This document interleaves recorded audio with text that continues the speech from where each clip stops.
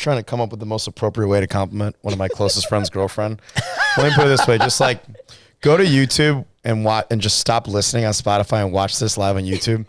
Vanessa's is good looking. She's so good looking she would make a straight girl go gay. Yeah, I don't. That's well said. You got to be the man.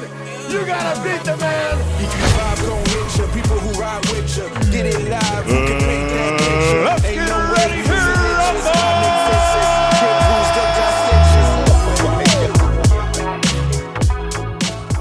And we're back. Test. We good? Oh nice. My God. We close the door. Thank you so much. I get super distracted. All right. The Royal Rumble. We are back. We had to take a couple weeks off, but got busy with some stuff. And for you guests, I want to make sure that we have quality over quantity. So if I need to go a month without filming to make sure we have great guests, I'll go a month without filming. Fortunate for you guys, we have two incredibly beautiful, entertaining, charismatic, personable guests. You guys are in for a treat. I want to welcome a very close friend of mine, John Orlando, and his girlfriend, Vanessa. Thank you. But when you first saw great guests in this whole buildup, I was like, who's coming in? I got so excited of who's coming in, but it's us. Okay. I see what you did. So everyone listening, so John and I met, so I was featured in a video that went viral for a close friend, Daniel Mack. You guys know him as the guy that goes up to people with nice cars and says, excuse me, what do you do for a living? So completely organic. I was pumping gas at a gas station and Daniel Mack asked me what I did for a living. Video went viral. A week or two later, I get a message from John Orlando. First time in my life, I actually thought I was special because I got asked to be on a podcast. He loves the DMs. So I got a DM.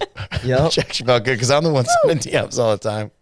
And John was like, hey, man, I saw you on this TikTok video. Would you want to come out to my podcast in Vegas? And I was like, are you fucking, let's go. This is awesome. So I go to John's podcast. He has an incredible podcast, Action Junkies.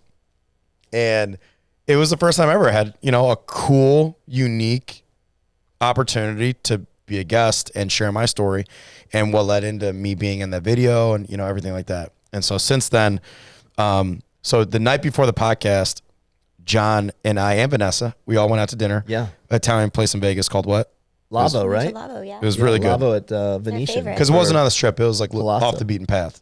It wasn't on the strip. Oh, you're No. right. We went to Piero's the first time. Yeah. Oh. That's It was like, right. Yeah, it was really That's good. right. Super chill. Yeah, that's Yeah. a good one. Mafia style. Old school. Wasn't some Exactly, film? yes. Was it Casino. Casino. Yeah. It's The where Joe Pesci stabs the guy in the bar. Yes. With the pen. So you listeners out there, I love Italian mafia movies. It is my go-to. I could watch Goodfellas every day of my life. that movie. Goodfellas is my number one. Casino is my number two. And A Bronx Tale is number three. So when John said, hey, do you like Italian? Okay.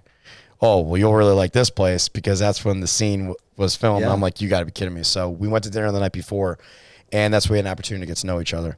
And after the meal, John just looked at me and goes, all right, man, well, we're kind of family now, so you're stuck with us. That's right. And John was right. So me and John have formed a unique friendship where we stay in touch, and we always keep tabs on each other. And I'm just it's just a cool moment to, pay it forward, get you on here and tell your story. So what I'll tell you guys about John is that he has a very, very unique upbringing, and I don't want to take anything away from it because John is the best storyteller I have ever heard in my life. Hands down. Hands down. So I don't even want to go into I just want you guys to listen. So without further ado, John Orlando. John, let's start with you, and then we're going to get to Vanessa. So John, tell everyone about your upbringing and a little bit about that. I grew up not the normal childhood. I grew up a showbiz kid. I wasn't in showbiz, but Dad was, still is. 60-something years, 65 years coming up? Yeah. My dad's Tony Orlando. Most of you listening probably have to ask either your mom or dad or Grandma. Might be grandma. Yeah. Yeah. He was real famous in the 70s, had a bunch of hits as a recording artist. Then he had a variety show on CBS Wednesday nights. His variety show replaced Sonny and Cher, if you're old enough to remember Sonny and Cher. So Sonny and Cher got divorced, and they needed to fill the time slot. And my dad stepped in, the Tony Orlando and Dawn show. Wow. Dawn was two girls. So originally the group was called Dawn. My dad was grew up in New York, and he was an aspiring artist. And a lot of times you're seeing demos for the famous people, new songs, that you would pitch to talent. And this record producer asked my dad, hey, I want you to record this song for me. It's called Knock 3 Times. My dad sings it. It was just doing the demo. And my dad's like, it's kind of corny song, knock 3 times on the ceiling if you want me. It's twice on the pipe if the answer is no. Like, it's just very campy, like was not my dad's flavor, and the guy circles back to him after, I'm not sure the time frame, maybe a couple months, whatever. And he's like, hey, I like the way you do it the best. I want to put it out with your name on it. And at the time, my dad was working for Clive Davis. If you've ever heard of Clive Davis, like music mogul, discovered Mariah Carey and Whitney Houston. I mean, there's a Netflix documentary. Go look for the Clive Davis documentary and you'll see who Clive Davis is. So my dad worked for Clive. So my dad's like, I can't put this song out. I'm going to lose my job making, I want to say he was making like $50 a week. This is back in like 1969, Risky, 1970, right? That's so the guy's like, we have to put this out. My dad was like, look, you can put it out, but do not put my name on it. And he's like, well, what do you want me to call it? And he's like, my dad came up with the name Dawn, D-A-W-N, just like a group. He's like, put it out as a fictitious group called Dawn. Who cares? Just leave my name off of it because I don't want to get in trouble with Clive. Yeah. Because I'm supposed to be an executive. My dad was a vice president of April Blackwood Records, which later went on to become Columbia Music. Wow. So the guy's like, okay. So he puts it out. It goes to number 1. The song goes to number 1. Okay. Like number one of everything. Yeah. Like what are a couple other songs that are in the top 5 at that time? Oh, like, God. Was the Beatles? I don't know. No, yeah. Beatles came like a little after that. Sinatra, I mean, they were there, obviously, but who were like heavy hitters during that time? 77. like it's like Marvin Gaye. It's ridiculous. If you type in like Billboard charts, top 40 charts, 1970, it's Led Zeppelin. It's insane. It's insane. Wild. So my dad's first 2 hits were a song called Candida and a song called Knock 3 Times. So the same guy that approached him was like, hey, we need to put out another one. Because back then you just put out singles and then you put out an album. So you wouldn't, it's not common to put out an Right. album, It was a 45, a little tiny record. Had an A side and a B side. Right? So then the guy says, well, look, we need to put out another one. My dad's like, you're going to get me fired. Like, fuck off. Like, leave me alone. And the guy's like, you have a number 1 song. We got to follow it up. He's like, fine. So he puts out this other song. It goes number 1. Oh, Again, my God. Back to back. Again. So now you got to go on tour. Accident. Yeah. So now the guy's like, we need to put you on tour. And he's like, are you nuts? I'm going to get fired. So he's like, you have 2 number 1s that you need to go on tour. The money's like, what don't you get? You're not an executive anymore. You're a talent. So my dad goes into Clive Davis' office to tell him. He wants to come clean. So he says, Clive, I got to tell you something. And he says, I know. You got 2 number 1s. You're a fancy recording artist now, and you got to go on tour, right? And my dad goes, you knew? And he goes, it's the worst kept secret in showbiz, Tony. Go do your tour, and if it doesn't work out, you always have a home here. Wow. Yeah. And Look it worked at that. out. Yeah. Crazy. That's so cool. So, that's how I grew up. I mean, I grew up, son of famous father. He had the TV show in the 70s from 73 to 77. So the personality comes from the dad. Yeah, so I grew up, taking limos to Dodger games. Like it was just not a normal, to me it was normal. Yeah. But I didn't know that it wasn't, that's not a normal thing to do, Was your dad big on, like did your dad come from humble beginnings? Yeah. Okay. For sure. So was he real big to you on like, listen, like, my dad's real normal. Okay. Yeah. Like my dad, I always say, like, if you run into my dad in an airport, odds are head to toe, everything he's wearing came from Walmart. Period. Unless he's on stage. And actually these days, maybe it came from Walmart too on stage, but back then and back in the day, tux, he'd wear a tuxedo when he was on stage. Yeah. Like real old sharp. school Dean Martin. But he Frank wouldn't let you get Sinatra. away from he wouldn't let you get away with being a snob. No way. No, Okay. my Or dad were you raised me, not at all. No, he raised me like please and thank you is like your 2 most common words. And that's what had me so intrigued with him. Once he told me about his background, I was Yeah. like, how is he so normal and humble. And Yeah. just sweet. It was. Yeah. That's yeah. awesome. Yeah, my I was really dad's real impressed. normal. Yeah, I mean, I tell people, like, if you see him in an airport and you think, oh, it's Tony Orlando, I'm going to, I'd love to get a picture. Yeah. Make sure you're not late for your flight because you're not going to get in and out quick. Like, my dad's going to keep you. You're not going anywhere. Your phone will be his fault. Yeah. That's awesome. My dad's going to have a podcast with you at Terminal B, Gate 43, whether you like want it it or or not. Yeah. Yeah. Dude, that's great. Yeah. That's great. So you get exposed to, you get exposed to this absurd, incredible, cool upbringing, and you've got people coming to the house. You got like celebrities coming to the house. Man. I mean, I can literally remember like didn't Freddie you say the line- Prinze. You probably know Freddie Prinze Jr., the actor. Okay, so his dad was a super famous comedian, Really? in the 70s, and he had a TV show called Chico and the Man. And my dad is Puerto Rican and Greek. Freddie was Hungarian and Puerto Rican. So my dad always says he's a Greek-Rican and Freddie's a Hungarican. And Freddie was 22 when he was super famous. And Freddie was really famous for like a year. And then he sadly ended up committing suicide. But in that year, maybe 2 years, he had guest hosted The Tonight Show like a bunch of times for Johnny Carson. When Johnny goes on vacation, Freddie would fill in. That's big. A really funny guy. If you watch any old Freddie Prinze stand-up, I'm not saying Eddie Murphy stole from him because Eddie Murphy's one of the GOATs, but he certainly was influenced by Freddie's like timing and delivery. Sure. For sure. Yeah. So I mean, I grew up calling him Uncle Freddie. I mean, I can remember him and Robin Williams and Red Fox coming to the house. I mean, I grew up. What was Robin Williams? Just crazy. like? I remember So many You cool had stories. Robin Williams at your house? Yeah, and that was in the 70s. That like is insane. when Before he was Mork and Mindy He had was just a just little was kid. out. Yeah. Mork and Mindy was out. His TV show, his sitcom. he's like one of my all-time favorites. Yeah, he was great. Oh. Nice guy too. I remember being like 6 or 7, maybe 6 years old. There's a very famous hotel, the Beverly Hills Hotel. In the heart of I Beverly stayed there. Hills. I've stayed there a couple Okay, times. did you eat at the Polo Lounge probably? So it's the famous restaurant, the Polo Lounge is Yeah. what it's called. Yeah. And, you think back in it's still famous today, but, back in the 70s, it was like the who's shit. who, Yeah. And we would go there, maybe Sunday brunch or something. I don't know. Not every week. I don't really know. I was Yeah. so little. I don't remember like how many times we would go there, but I remember we went there a lot. And I remember one time we were walking through there and my dad was holding my hand. I'm little. I'm like 6 years old, maybe even 5. I don't know. I was young, little, Yeah. And we're walking through there. And I remember we stopped at this table and these two people were so excited to see my dad. And then I recognized one of them. Well, actually, I recognized both of them, but I used to watch one of them's TV show.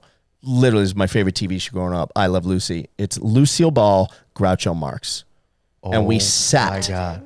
and we ended up joining the table, just the two of them. And we were on our way to our table, like they were taking us to our table, and then they stopped and talked. My God. Tony, how you doing? Whatever. They're, here, sit down.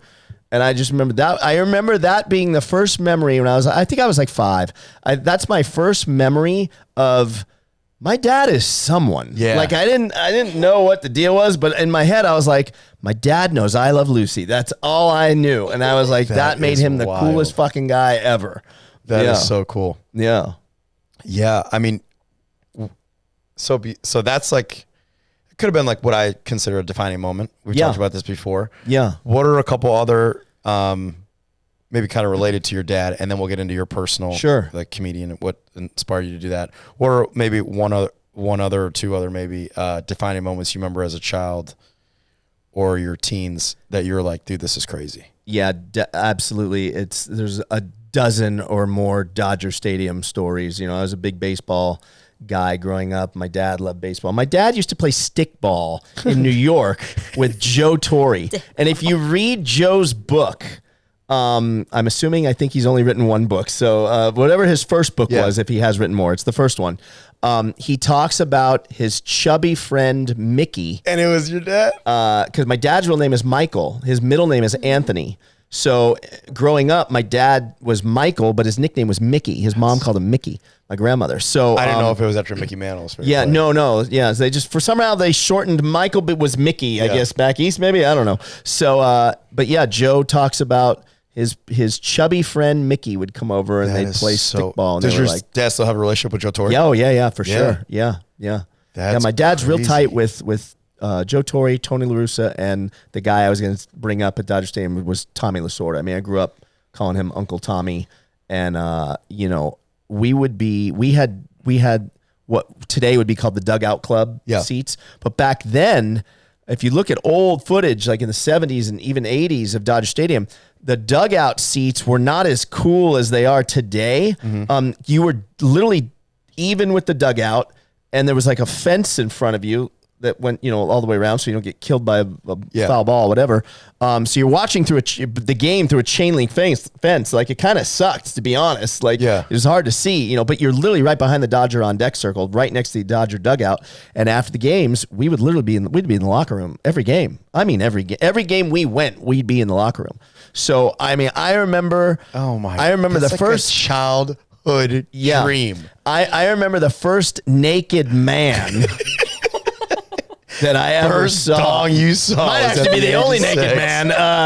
Tommy Lasorda, when I'm like 6 years old. So the way that their clubhouses now are Tommy Lasorda's dick. Dude, at eye level. So Nick, this is crazy. So he had a set up like this, like couch, right?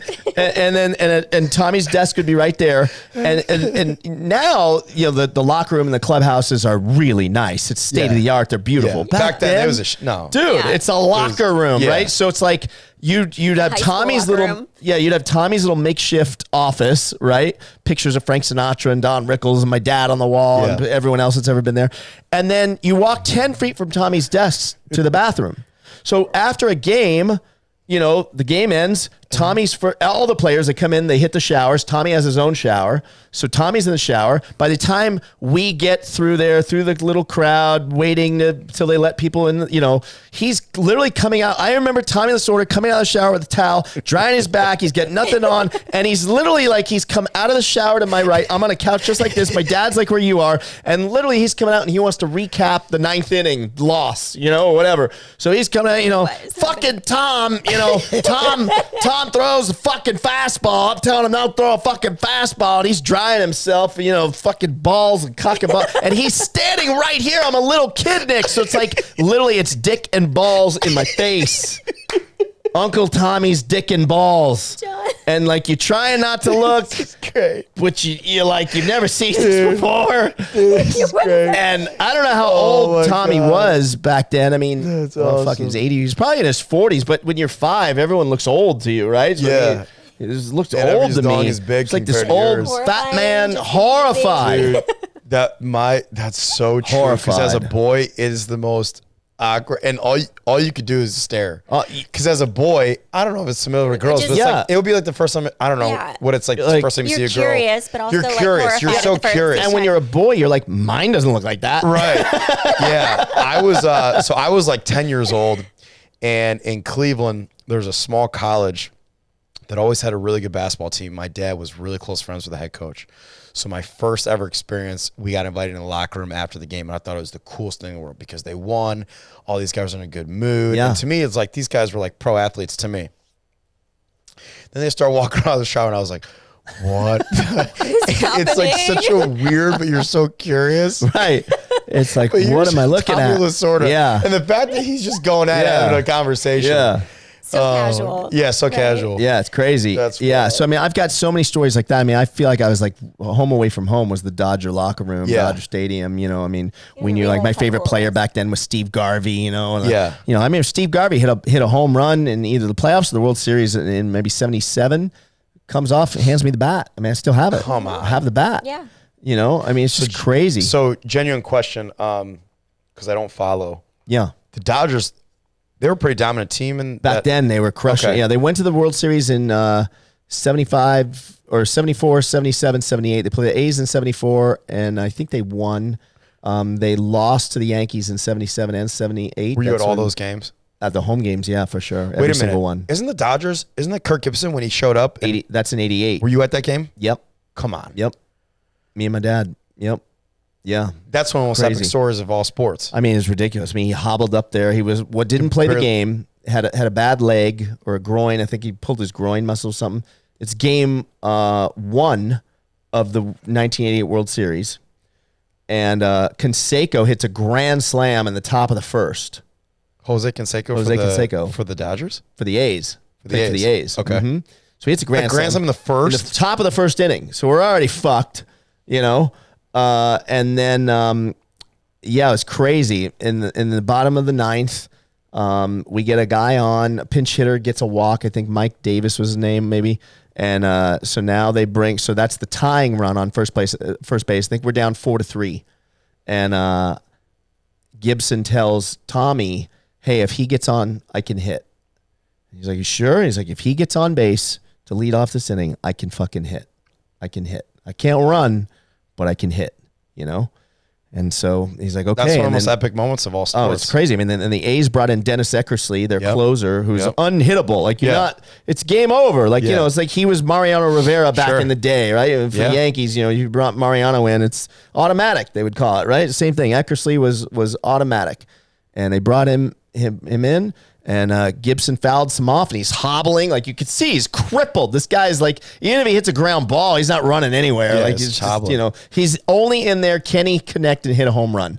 Like, that's it. Can he hit the walk-off home run? Yes or no? You know, he works the count to a full count, and he gets a slider, which he was expecting from watching tape and stuff. And he fucking hits it over the fucking right field. Dodgers you were there. win. Yeah, it was unbelievable. That's wild. I mean, unbelievable. Yeah. So your upbringing is just remarkable. Super. You got to be so grateful, and you've got to be absorbing all these personalities because your dad is so big. You got the entertainment side where people are entertainers. You got to be super personal, and charismatic, and then you see the athletes, goofy guys like Tommy Lasorda, and these athletes. So you're exposed to so many personalities, and then you become your own person. Yeah. And you had a comedy, correct? Yeah, so it's funny you say that. So you talk about personalities that I was exposed to.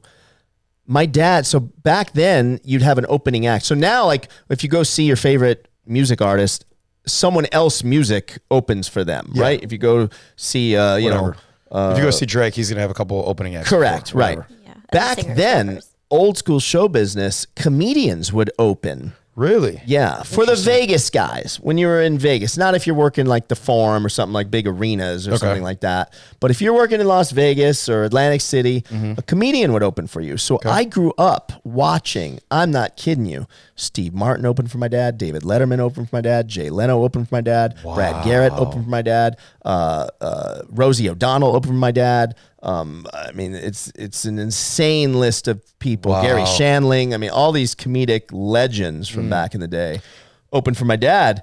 And so are you watching this and are you gravitating towards, I want to do that? Totally. Cause also I'm little. Yeah. So opening act starts at 8. By 8:30, little Jono's sleeping. It's bedtime. Yeah. So I remember like in old school Vegas, now it's like theater style seating, but old school Vegas, they had, it was dinner show. So you'd eat dinner while they're working. Style. Correct. Yeah. Right. And there'd be a booth for VIPs. So we would sit in this booth. And so like, I would literally watch the opening act. I'd watch like Gary Shandling or, I'd watch whoever, was opening for him. And then I'd sleep when my dad comes on in the music in the booth. So funny. Yeah. So I grew up just and you just watch these comedians get the immediate, the laughter and the audience gravitating towards them. And are you like, that's so cool? Yeah. And so with comedian, I would say I thoroughly enjoy comedy. My number one of all time, it used to be Sebastian up until recently. I didn't like that last special, but before that. Bill Burr has just upped it. He's so good. It's always been Sebastian number one, Bill Burr number two, but the last 2 years, Bill Burr is my number one. Have you seen him live? No. Oh, no, I did one time at a place here and he was really good. Yeah, he's great.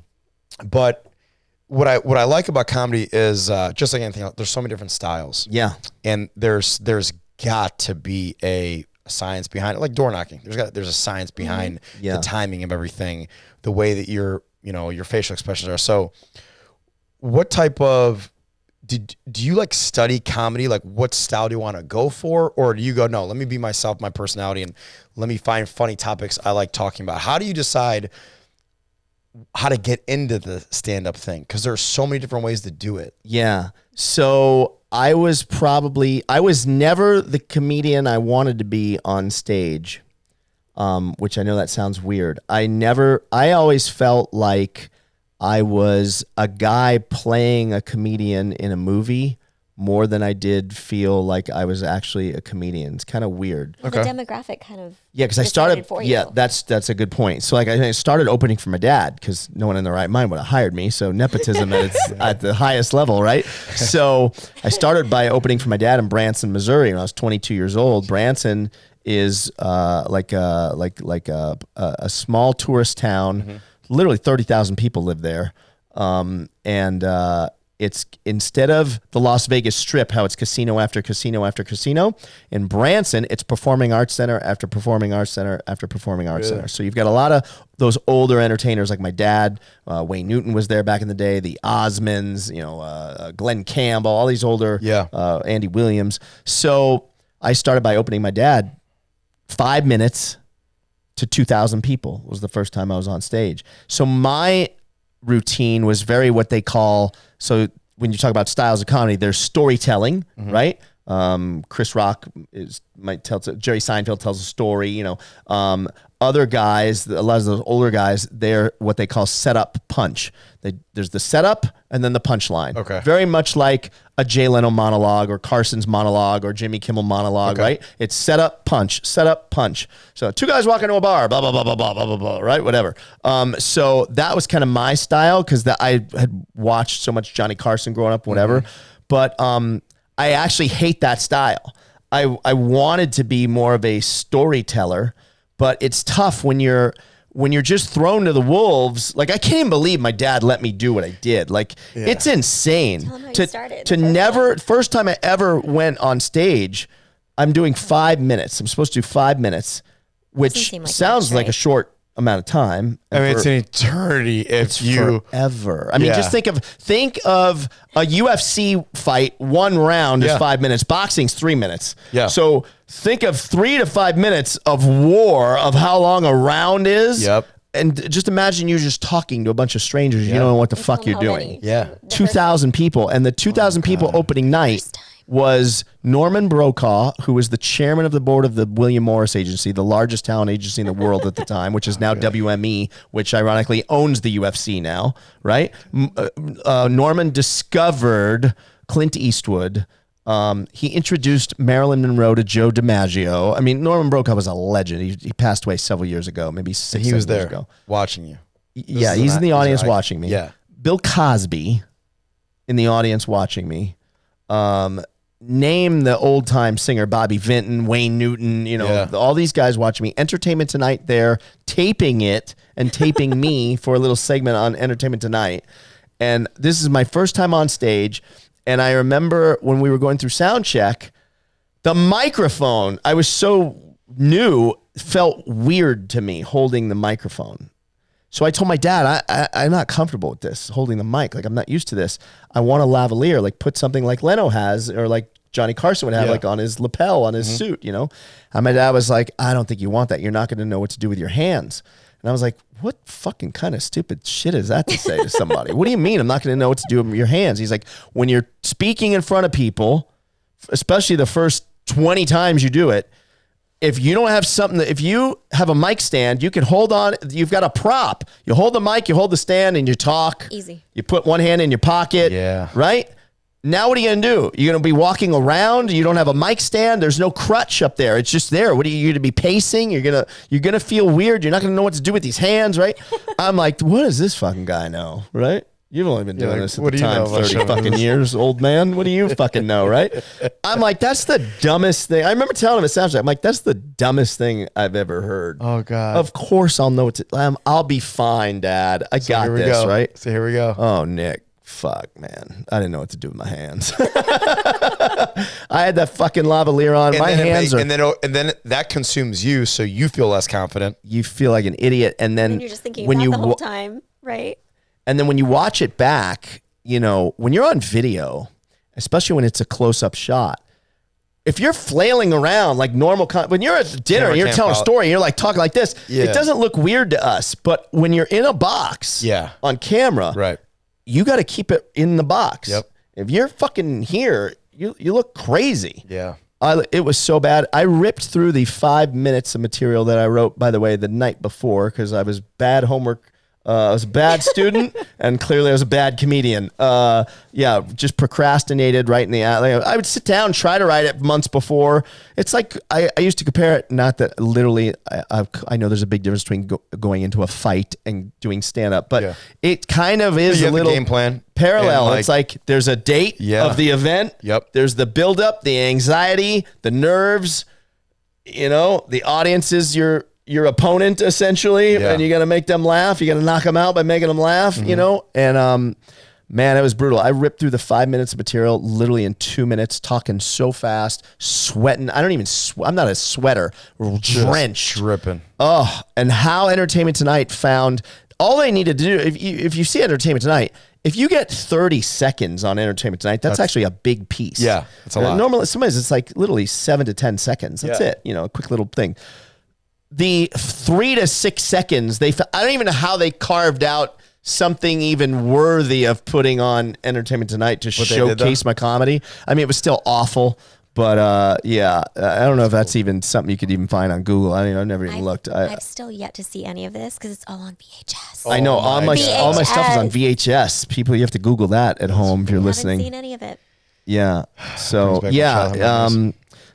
answer your question, my stand-up career was weird. Like I never felt comfortable on stage. I was more like an MC. I was more like a talk show host that told jokes. I don't know if it's fair to even call me a comedian. I did the act of stand-up for 10 years. You said you did it well for that demographic, but it was for an older I made them laugh. Yeah, they were older. The demo in Branson is there's 2,000 people in the audience. One out of every 65 people is, one out of every 100 people is under the age of 65.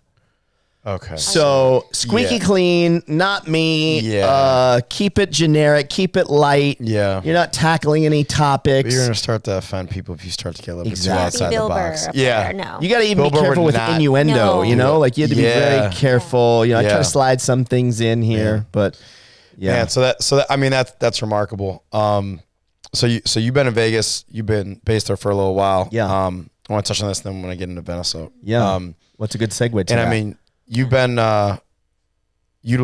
building relationships your entire life, obviously, but you've really cultivated a pretty special relationship with you and Dana White, I'd say in the last couple years. Yeah. Kind of like since I first met you, that's run the last 2 years really sparked a pretty genuine friendship with you and him. Yeah, it's pretty wild. To go back to my dad was the gateway to that. So when my dad turned 70, so my dad just turned 79 on April 3rd. So when my dad turned 70, he didn't want to have a party because it was really fucking with him, like 70 as a milestone, right? Yeah. So we were like, what do you get him? He's got everything. What are you going to buy him? He's got everything he needs, whatever. So my stepmom says, what if we had a video made with 10 of his celebrity friends, saying happy birthday, Tony, like Larry, the cable guy is a real good friend. He's got some friends, Yeah.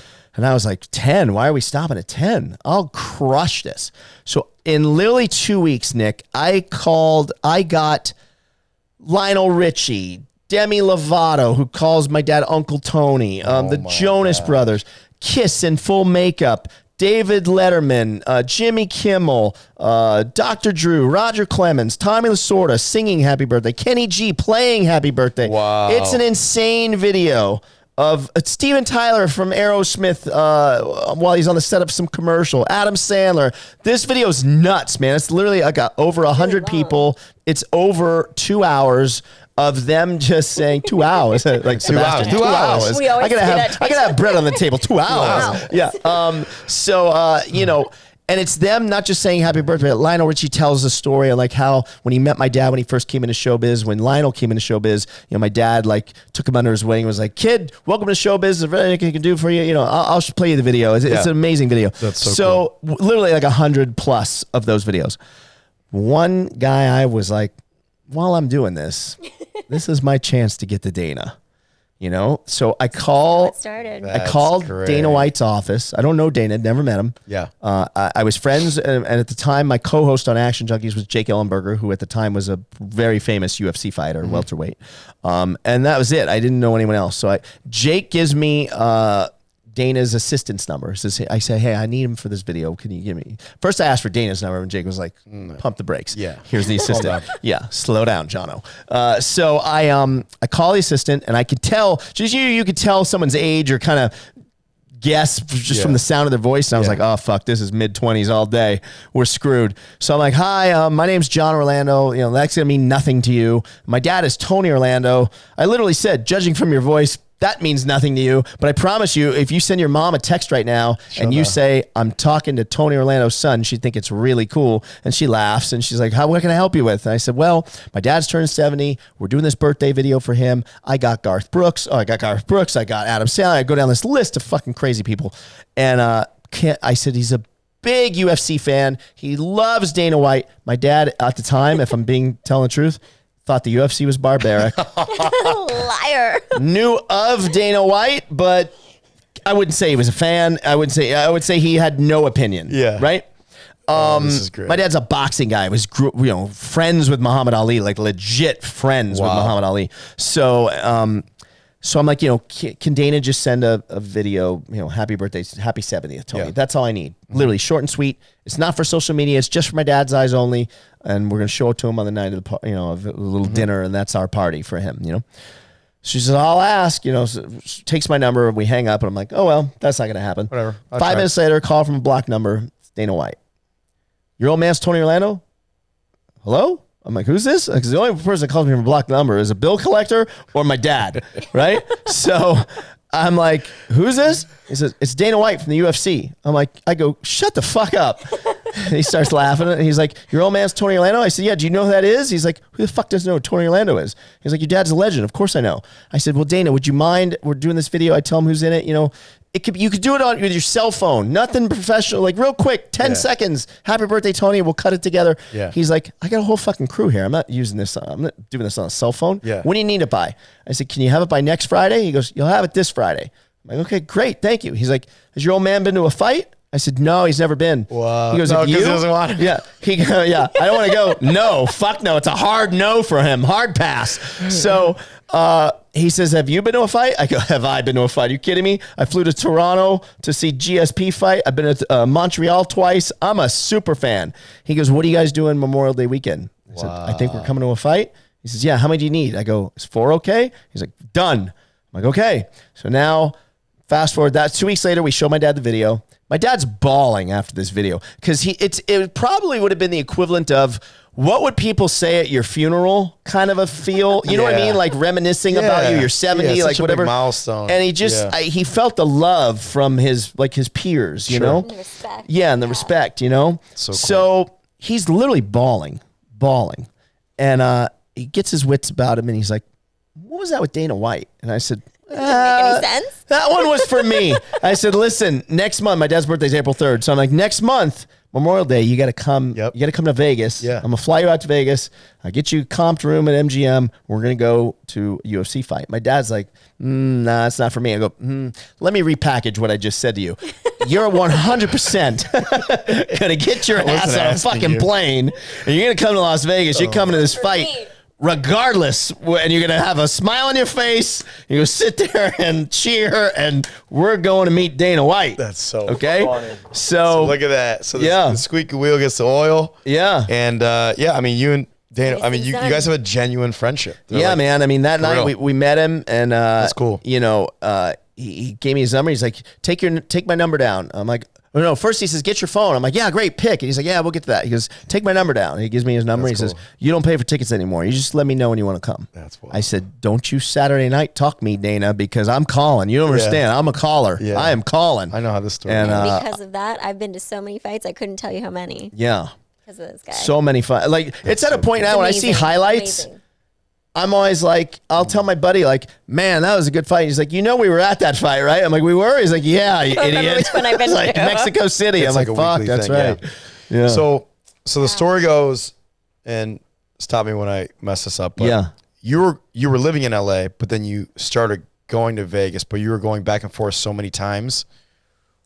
When I met Vanessa? I'm gonna segue into you. Yeah. So You started going to Vegas. Was it just to visit her, or you met her when you were going? No, back I have been coming to Vegas, second home, just being a degenerate blackjack, Sure. poker, roulette.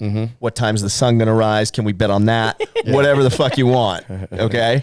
But every year, specifically Super Bowl. Okay. I'd come with a bunch of guys, Jake Ellenberger, but my friend Roger, Jeff Cohen. So we'd stay at the Hard Rock every single year. 2 weeks prior to Super Bowl, 7 years ago. Glad I got that right. I come ahead of time, 2 weeks, just to come for like a night. And I had a very dysfunctional female friend back then who was the worst dater. This poor girl, for the 20 years I'd known her, literally I'd known her 20 years, can't pick the right guy to save her fucking life. And I'm like Dr. Phil. Might as well just be Dr. John. Every time when she's in a relationship, I don't hear from her. And then when it gets rocky, there you go. She needs advice. It's still true with so many people. Yeah. And then when it goes sour, then I'm the fucking, it's like she wants to lay on a couch and fucking spill her guts out to me, right? So I post that I'm coming, that I'm like, I land and I'm like, I'm home again, whatever. I post something on Instagram, whatever. Fucking DMs me immediately. I'm like, oh God, come on, seriously? She's like, I gotta talk to you. You're never gonna believe this. I'm like, let me guess, you broke up. It didn't work out. Like the other 43. 87th time in a row. Big shocker. Right. So she's like, I gotta see you, please. I'm like, I literally just landed. I'm starving. I'm like, have you eaten? She's like, I already ate. I'm like, okay, well here, I'll eat. You can pour your guts out. She's like, okay, fine. I'm like, come straight to the Hard Rock. I'm on my way. She's like, all right. So it gets to the Hard Rock. Normally we would just go to like Mr. Lucky's or something, like a little 24-hour. But I was like, I wanted like food. Yeah. So, and there was a steakhouse I hadn't been to. So we go into this steakhouse and Vanessa is working as the hostess. And she seats us. And so also my friend, I won't say her name, but she also likes girls. Probably likes girls. That's probably, really, honestly, at the end of the day, that's probably the team she should have been on. Yeah. And stop fucking around with these guys and just settle down with a chick. Yeah. Right?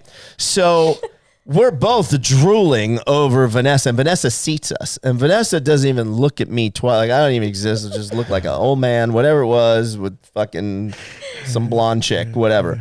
So we're both like, she walks away from seating us. We're both like, oh my God, did you see? And you know how like, she's like talking to a guy in a locker room. So it's like, oh my God, she was like, you see the ass, or she's like, basically we're like, talking about our favorite body part on the Pint Size Warrior here. So, she's like, well, what are you going to do, Playboy? You going to go shoot your shot? I'm like, yes, I am. Give me a minute. I'm like, we just sat down. I'm going to order. See, if I'm you, I'm thinking, how are you going to sell to her that the girl you're with isn't your girlfriend? Right. Exactly. Right. If I'm you, you're like, oh, I just had this couple down. Right. Well, first You look like an asshole. well, it's funny you say that. It's because the first thing I said was, go hook me up. Yeah. And she was like, no. If I go talk to her, it's mine. And she's like, I'm taking it. I'm like, no, I saw her first. She's like, how do you figure? I'm like, I was walking in front of you. Yeah. Anybody listening on Spotify right now, I'm trying to come up with the most appropriate way to compliment one of my closest friend's girlfriend. Let me put it this way. Just like go to YouTube and watch and just stop listening on Spotify and watch this live on YouTube. Vanessa's is good looking. She's so good looking. She would make a straight girl go gay. Yeah, I don't. That's well said. It's like the most nicest thing, respectful way of saying. Or saying a gay guy goes straight. Or a gay guy goes. Yeah, maybe. Or I've heard they've told me that. Yeah. Yeah. So anyway, I had a plan. I was like, okay, look, I'm gonna order. I'm gonna fake go to the bathroom, and when I come back from the bathroom, I'll stop at the host stand and I'll shoot my shot. She's like, all right, go ahead. So I go in the bathroom. I just sitting in, I'm literally standing in there for like 2 minutes. Like, okay, that's about right. That's how long. Okay. So then I come back out and she's gone. Oh. The restaurant closes at 10. They stop seating at 10. So she clocks out. Restaurant's still open, but no new people. So she goes home. Yeah. So I'm like, fuck. But I was like, it's okay. I know I'll be back in 2 weeks for Super Bowl, and I know we're doing my friends are cheap. They'll gamble. They'll spend whatever gambling, but they only want to do one nice dinner per weekend in Vegas. Otherwise, it's every man for himself for the other 3 nights, right? Yeah. So I'm like, all right, we're going to go to this fucking steakhouse, So we come back 2 weeks later for Super Bowl. I'm walking to the gym, and I have to pass her restaurant at like 4:30 in the evening. Yeah, and before we opened. Before you open, and I see her in there. but they're closed. So I go to the host stand because I'm like, well, let me book a reservation. I get to talk to her right now. Like, she's at work, but not. It's like, Yeah. And I'm trying to get her to come over, and she's like, no, we're not open, right? You're like, Yeah. sorry. I'm like, no, come out here. Okay, we'll make this reservation. Yeah. So she comes out, and I try to flirt a little bit, whatever, make the reservation, and for like 6 people or 8 people, whatever it was, and I said, when we were done, I was like, are you working tomorrow night? And she's like, yeah. I'm like, okay, otherwise we could just cancel the reservation. I'm not trying to spend $100 a head here if I don't have to, Came in the next night, and I must have talked to you for an hour or 2 hours. About 2 hours. 2 hours. Yeah, After the meal. After the meal. Talked her ear off at the host stand. I remember that whole night. I remember exactly where they were seated and how the whole night went. It was really fun. Yeah. John, you're giving guys like us hope, man. Right? You're giving us hope. So Vanessa, we got to ship this to you. So, I feel like I'm like at your guys' wedding. But what was it about John that made you fall in love? Eventually. Yeah. You will eventually. So when you saw him like pick up lines or so, like, was it just the genuine conversation you had with him where you're like, this guy's fucking awesome? Or was this one thing that he said that might have lit a spark? Like you said something like special or like, what'd I say? Yeah. Well, I can't say what you said, but You can. It's uncensored. He said I anything can't say goes. what you said. Because your John was- parents might hear this at some point. He was a little naughty. Okay. Okay. But you appreciate it just enough. enough. Like I was in a good mood. And I took it well. I wasn't Got it. offended. I Yeah. wasn't upset. I was like, oh. But what Harvey Okay, Weinstein this says guy. is creepy. What Ryan Reynolds says is naughty. Exactly. She was really charming. It's all the source. really Yeah. funny. Yeah, he just had so much confidence and charisma, and Just got done talking about this with Melissa Platt is, Yeah. features that guys and girls look for and just how much of an impact confidence makes. it was And everything. I just made this post on a reel the other day. It's like, Yeah. I have a girl that's like a 7, but she has a 10 in confidence and she's loving and nurturing compared to a girl who's a 10 who's just cold and, Yep. just Yeah. dismissive. It's just like you go with the 7 all day. Yep. John's a good looking all the guy, by the way. He is, Let's he is. not sell John on being a 7. And confidence carries over in business too. 100%. Because, I mean, Can't close the deals if think you're not confident in what you're selling. I think that the confidence, the foundation is fitness for me personally. Like the confidence you establish in the gym, that's a segue to how you conduct yourself throughout the day. Yeah. And then when you're conducting yourself throughout the day, I mean, you're in the gym for an hour. So you got 23 hours, not including sleeping, but you're conducting yourself outside the gym 99% of the time. Yeah.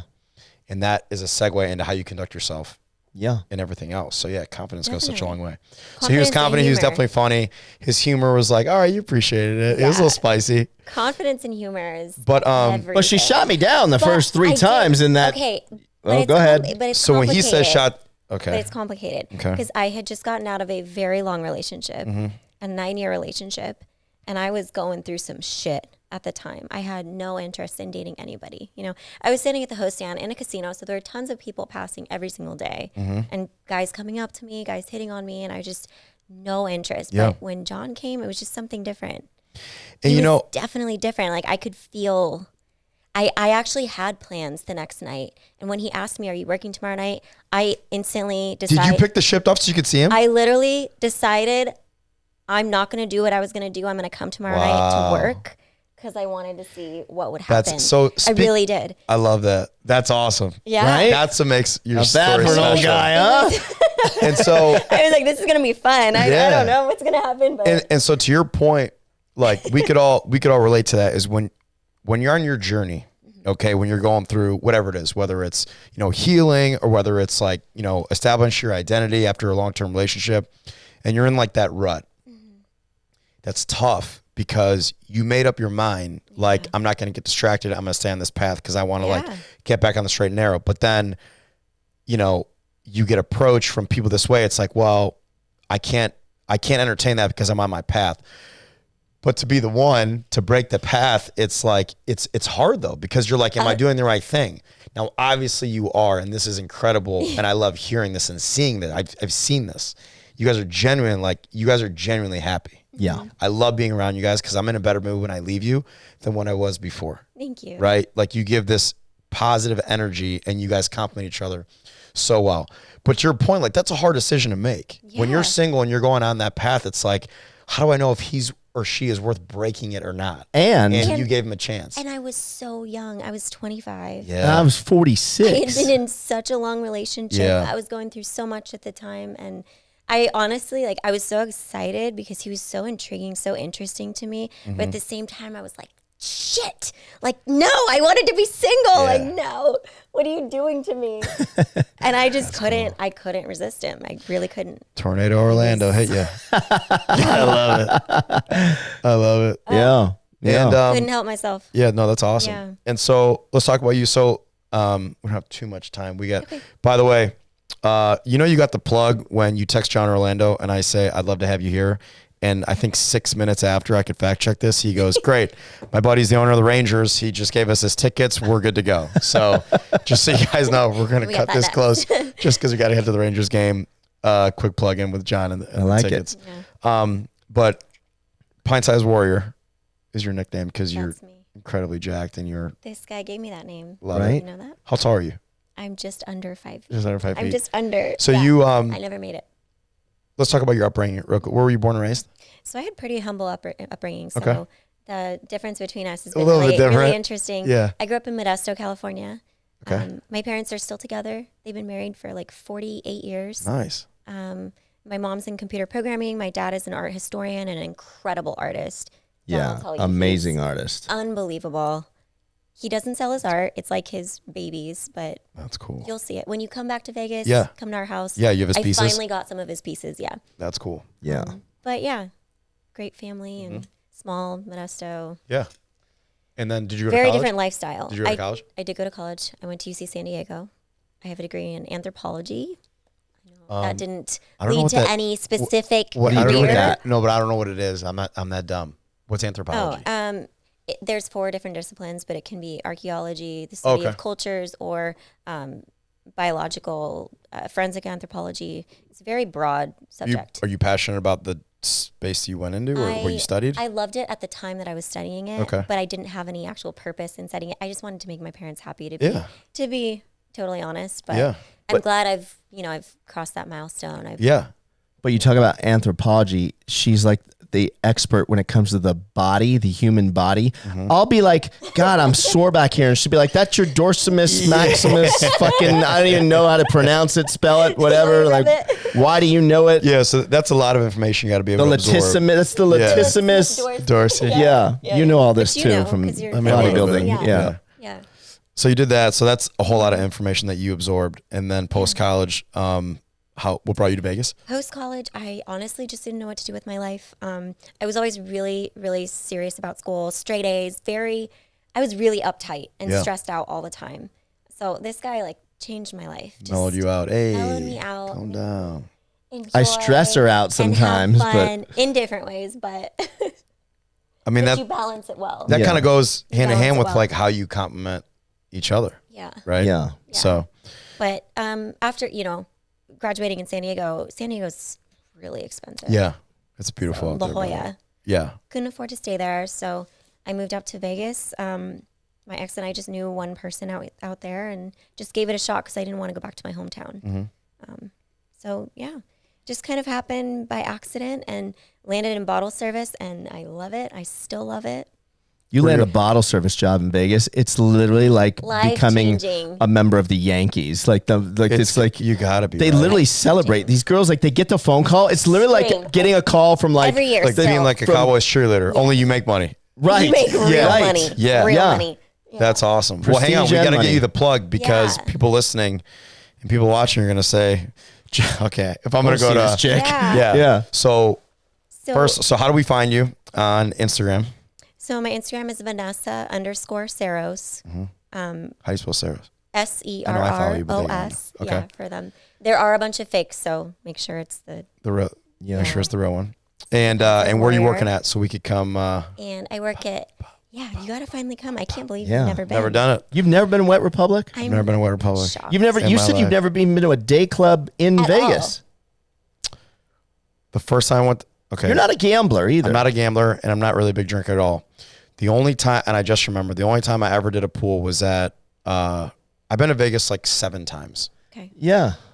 Twice to party. Did not have great experiences. It was, we're talking like about 10 years ago. Literally 10 years ago, maybe even more. And we did Hard Rock in the day, and it was like on a Sunday. Did you do rehab? Yeah. She used to work at so that rehab. was my And it was first cool, job. but it was just like, wasn't my thing. No. Maybe it's because I didn't have table service. And bottle service, Oh, I can yeah. attest, like, No, it's We a need- huge I'm sorry, difference. like that makes or breaks your Oh, experience. for sure. You can't just it be does. standing around, especially in And that whatever you heat. think or not, like, dude, if you go to a place that's like, it's vibing and the energy's amazing, and like that's the place to be, Definitely like, get it to that's you. gonna make or break your experience. For sure. So Yeah. you'll take care of everyone. We need to right? get him. 100%. We need to get him to an Steve Aoki day. Martin Garrix. No, Martin Garrix. Oh, Who's really? that? Is that a DJ? Why? I just think it's better. Yeah. Better overall, yeah. Okay. Aoki's fun too, but But if people want to book with you, because you need to take care of them. You got to get like a bunch of DMs a day, right? So could they just I don't- message you and say I Royer don't Rumble? I don't personally take those, but I can give you a host. Like our Perfect. good friend Joe Santiago, he's the best. He'll take care of you. Yeah. Okay. Yeah. Okay. Cool. Yeah. The girls. Okay. So anybody listening, if you want to get hooked, or message me Royer Rumble request. Yeah. And then I will Yeah, connect you can them pass with you. it off You're to now a you go. Vegas concierge. There you go. Yeah. I like it. We'll For definitely you have know to what, get you coming out there all the time. John doesn't drink either, but we'll Yeah. bring you guys I don't out really and we'll have drink. some fun. Yeah. It'd be fun to go though. We need to wrap it Yeah. into a. Okay, we do Martin Garrix bottle Yep. service, and then A we fight. bounce into the UFC Yes. There fight. you go. I like Dude, it. I love it. That's a verbal weekend binding. right there. I like genuinely feel like shit because I want to go for like another hour. It's okay. We got But a we ball can't. game. I know, but we got a ball. Hey, game we to can get come to. back. You know, we can come back. Don't do threaten a us with a halftime? good time. No, I meant Continue this in another Vegas. trip. Yeah, no, I know, Yeah. 100%. Yeah. So what we'll do is we're going to continue this. We're going to get them back, and this is great. Can I say one thing before you close it yeah, out? 100%. Nick, I can't believe this is show number 6. You said. Yeah. You're a natural at this. Yeah. You've segued perfect. Like it's perfect. It's fun, right? I mean, I love it because to me, and again, thank you so much because I genuinely appreciate that. I don't know if I'm doing good or bad. I'm just going. No, you're a natural. And You're that's a how people people just person. fail my way to success. But like when you have good guests and you have such a respect Yeah. for your people, you just know where to flow. And so I'm just trying to have a conversation. All I'm Yeah. trying to do is have a conversation. So I'm going to take away like I didn't do enough. Right. I wasn't good enough. I didn't No, involve you you're enough, perfect. you know, but like this was so much fun. And Yeah. I loved that. I loved everything you guys had to say. I love that the guests got to hear and see you guys, Yeah. your story, Thank you, your man. story, what brought you guys together, because we hit a lot of topics today, which did. is awesome. Oh. And I think it's very valuable. And one other thing, I can't believe I forgot. I almost forgot to bring this up. We bought a house a couple years ago. When you buy a house, I'm assuming this is like this wherever you are in the world. When you buy a house, salesmen know that a new house was just purchased, door to door I know it. salesman, the guy that does the fucking landscape, the gardener, the fucking panel. blinds guy, the solar panel It never guy, ends, the Nick. water purifier guy. They all shoot their fucking shot, knock on your door.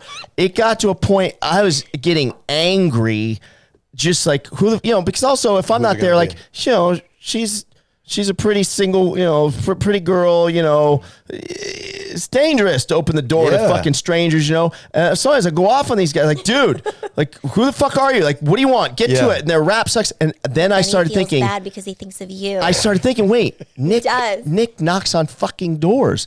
And I was like, a little soft spot now. but then remember you even said the one day, you're like, I don't think I'd be mad at Nick. I think that if I open the door to Nick and that smile, I think I'd be like, what's up, man? What's going on? I mean, listen, it's Yeah. all, and we talk about perception's reality. So like, that's awesome for having so, but like, don't be too like people hit me up at my door all the time. And I'm the same way. I'm very open and receptive to hear what they have to say, because that could be the next guy that works with me. Mm-hmm. However, no, like some of these people, they look so bad and they look so untrustworthy. Exactly. Not doing And it their right. pitch is so terrible that Exactly. I'm like, you're doing yourself a disservice. Like, clean yourself up, sharpen up a little bit, take a shower, Yeah. brush your Coach hair, you a little bit. come Yeah. back and whatever. But like, no, I hear you. And man. do you know, Yeah. when we were in an apartment before, I know we got to go, but when we were in an apartment before we moved in the house, do you remember this? 9:15 a.m. on a Sunday. Yeah, so you can't do This that. motherfucker's knocking at the You door can't do from that. some real estate company. He's When it's furious. time to buy a house, call me. Yeah. I opened the door. I said, "Are you fucking kidding me right now?" That doesn't make me want to do business with It's you. 9:15 on a Sunday. Are you fucking kidding me? He handed me this flyer. I hand it back. I said, "I'm gonna count down from 5. If you're still standing here, I'm telling you, there's a barrage of punches coming at you, bro." That's right. 5, 4, yeah. Like Yeah. what the fuck? You don't do 9 a.m. right? Sunday? No. I got my sweet better. spots, but Yeah. Sundays 1 to 4. But yeah. Anyway, I'm nicer people to gotta the go to door church, knockers then now. brunch, yeah. Because of you, I'm nicer. So all you door knockers, spot. you should be thanking me in Vegas. Yeah. I broke but yeah, Vegas. man. Thank you for having us. true. Dude, this is awesome. Yeah, this is we gotta great. do. This is the first half. We're gonna Okay, come back good. to the second half. Get you guys back. I like it. We'll do a full blown Dallas night out, and we'll go from there. I'm in. Guys, Yeah. thank you so much for listening. You're in for a treat. John and Vanessa, thank you. I love you guys. Thanks, man. I Thank love you. you Thanks too. for having us. Yep.